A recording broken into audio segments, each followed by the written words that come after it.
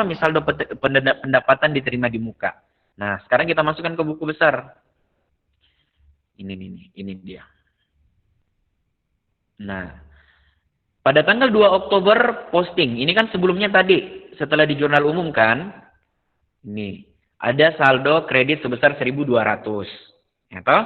Nah, sekarang kita masukkan dari jurnal penyesuaian tadi, tanggal 31 Oktober. Keterangannya penyesuaian, referensialnya adalah AJP ayat 1. Ya toh? Maka di debitnya tadi, kita lihat, pendapatan diterima di muka, kita catat tadi di sebelah debit sebesar 400. Kita tulis di sini 400. Nah, pertanyaan di saldonya berapa? Kembali ke rumusnya yang kemarin.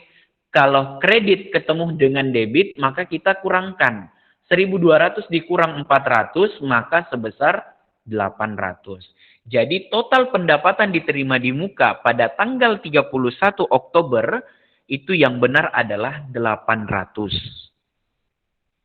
Seperti itu. Jadi kita punya utang hanya sebesar 800. Dan kemudian yang awalnya kita tidak punya pendapatan, karena biasanya kalau kas kita bertambah, itu cuma 4 hal yang bisa membuat kas kita bertambah. Penyetoran modal, pinjaman uang, pinjaman uang sama transaksi pendapatan, sama transaksi pendapatan. Nah, tadi itu merupakan proses penerimaan kas, tapi kita tidak tapi kita bukan timbul dari pendapatan jasa.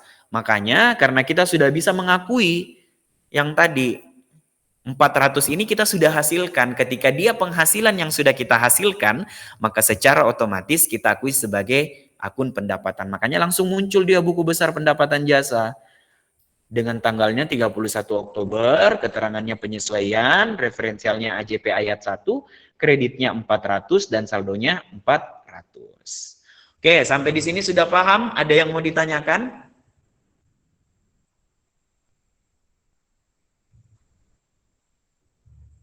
Paham, Kak. Bagaimana teman-teman? Ada yang mau ditanyakan?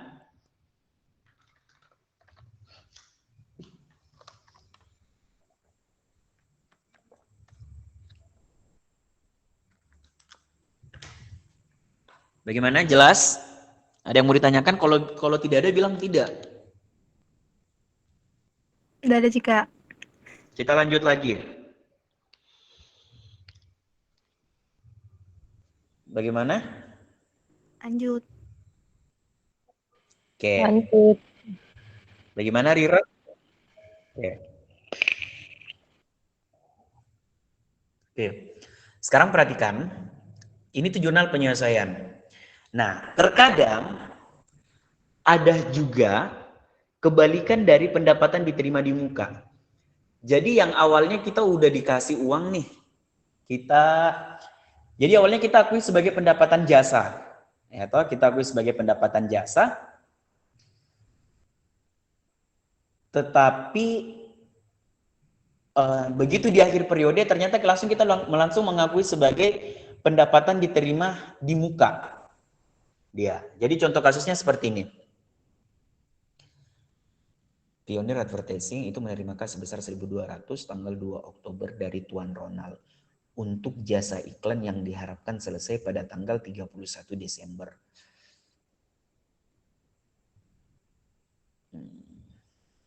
Seperti ini.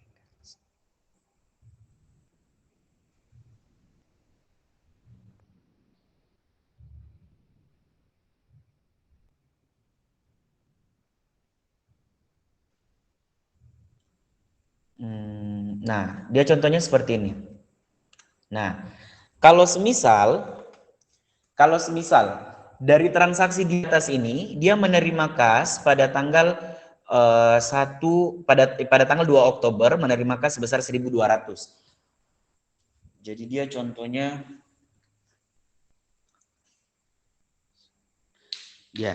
seperti ini. Saya ulang ya. Kalau semisal ini Nilan. Nilan ini pengen, Kak, bisa enggak kita kerjakan saya punya skripsi? Oke, bisa. Terus dia bilang, berapa Kak? Saya bilang 500.000. Karena 100.000 per bab. Oke Kak. Nah, Pada saat itu saya langsung mengakui dia sebagai pendapatan. Saya langsung mengakui dia sebagai pendapatan. Ya toh? Saya langsung mengakui dia sebagai pendapatan. Saya bilang, selesai ini sampai dengan tanggal 31 Desember. Pada tanggal dia bayar saya tanggal 1 Januari, saya bilang tanggal 31 Januari bakalan selesai ini proposal. Tetapi saya langsung akui dia sebagai pendapatan. Karena saya bilang bakalan selesai. Saya punya asumsi bahwa bakalan selesai 1 bulan, bahkan kurang daripada 1 bulan. Nah, ternyata pada saat sampai 1 bulan, ternyata masih ada yang belum selesai. Itu tadi, akhirnya pendapatan yang sudah saya akui, ternyata masih ada yang belum dihasilkan. Makanya saya harus membaliknya lagi. Contohnya seperti ini saja, saya jelaskan lagi. Pioneer Advertising itu menerima kas sebesar 1.200 pada tanggal 31 Oktober dari Tuan Ronald. Ini saya ganti saja ya. Ini saya ganti sebesar 400. Pada tanggal 2 Oktober dari Tuan Ronald. Jadi Pioneer Advertising ini menerima kas sebesar 200 pada tanggal 2 Oktober dari Tuan Ronald untuk jasa iklan yang diharapkan selesai tanggal 31 Oktober. Kalau ini kasusnya adalah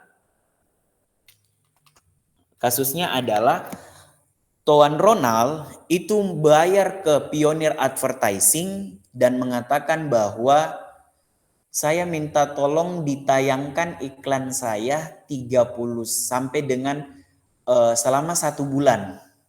Selama 1 bulan ini ada 4 kali tayang. Oke, seminggu sekali lah. Dia mintanya seperti itu. Ya kan?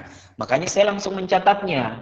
Kas pada pendapatan masing-masing sebesar 400. Karena setiap 1 kali tayang itu adalah 100.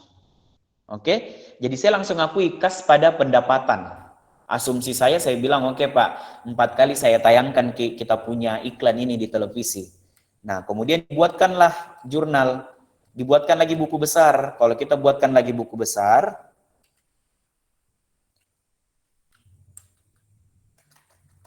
nah langsung dia tulis seperti ini.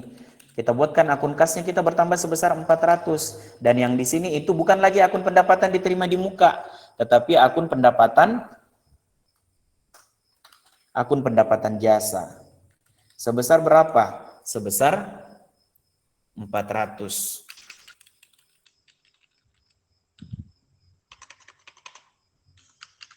Sebesar 400. Ya kan? Neraca saldo 31 Oktober. Maka secara otomatis kasnya di sini adalah 400. Kemudian bukan pendapatan diterima di muka, tapi pendapatan jasa sebesar 400. Nah, perbedaannya itu di sini, di jurnal penyesuaiannya tadi. Analisis lebih lanjut menunjukkan bahwa sebesar 400 telah dihasilkan. Nah, kita ambil situasi.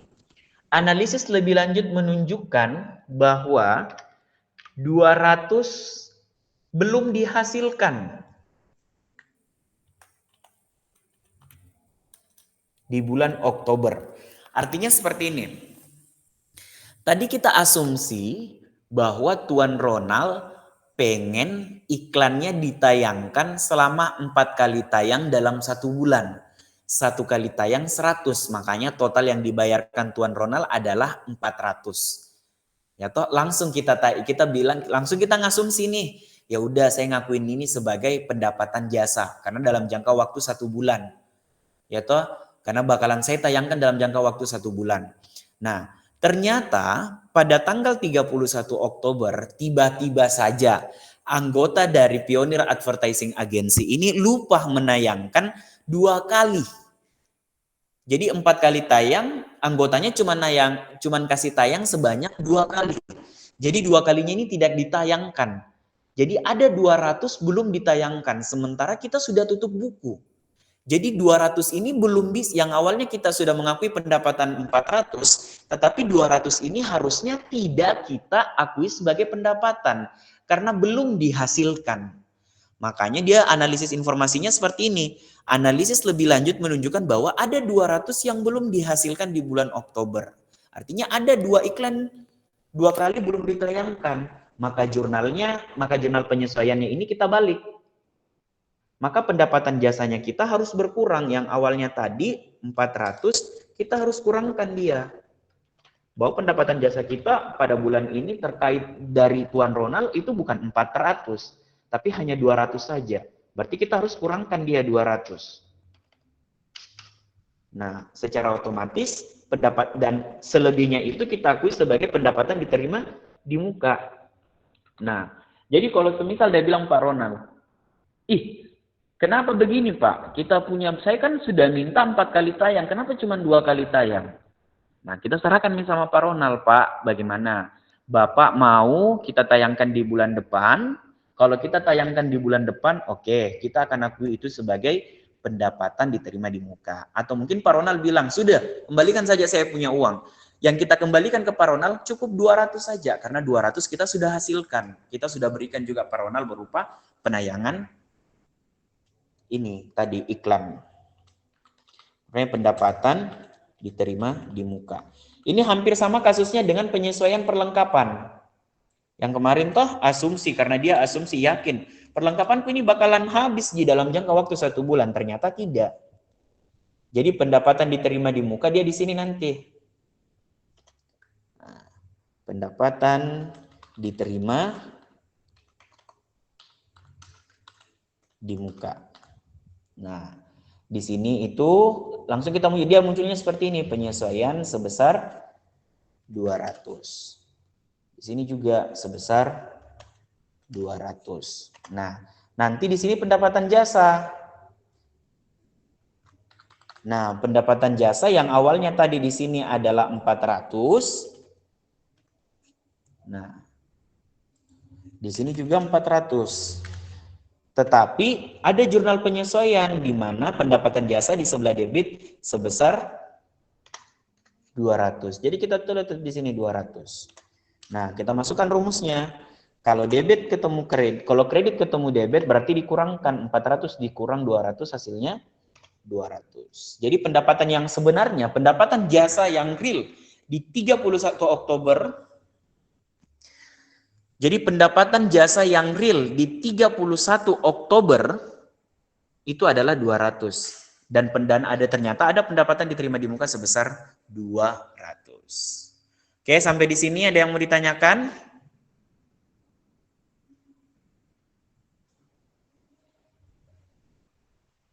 Ada yang mau ditanyakan, teman-teman? Sudah jelas?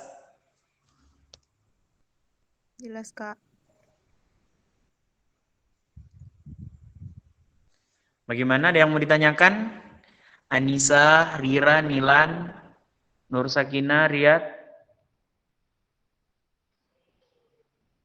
Sudah jelas? Aman? Aman.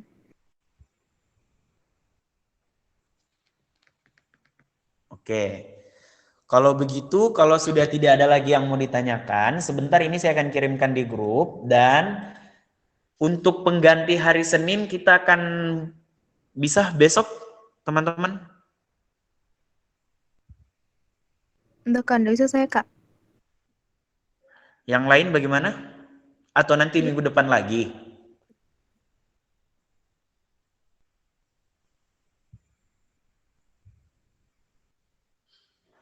Oke, nanti besok kita lihat ya, nanti besok kita bicarakan lagi di grup. Oke, jadi besok kita bakalan masuk di akrual. Jadi ini kita nyatakan sudah tuntas ya. Nanti kita bakalan evaluasi lagi, bakalan kita kerjakan coba full soalnya terkait dengan penyesuaian.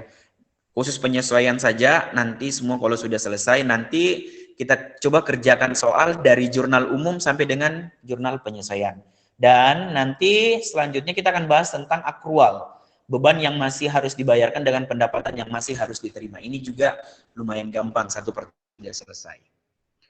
Oke, sudah tidak ada lagi yang mau ditanyakan?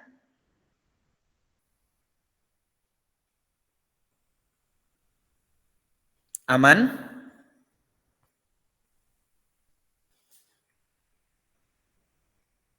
Aman, teman-teman? Ya.